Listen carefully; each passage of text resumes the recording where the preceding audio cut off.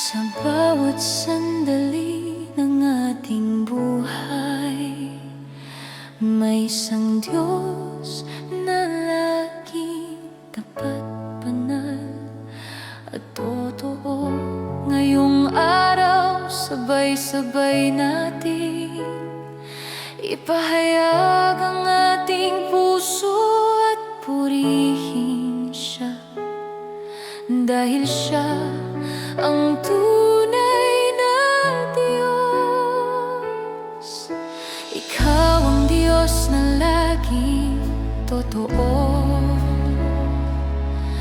Sa bawat hakbang, hindi nagbabago.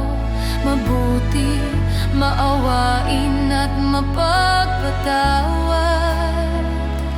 Ang iyong pag-ibig ay walang kapantay.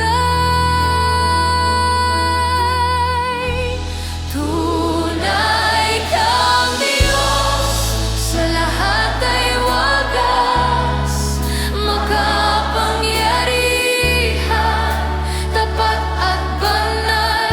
Ang aming puso'y alay sa'yo lamang. Ikaw ang Diyos, tunay na dakila.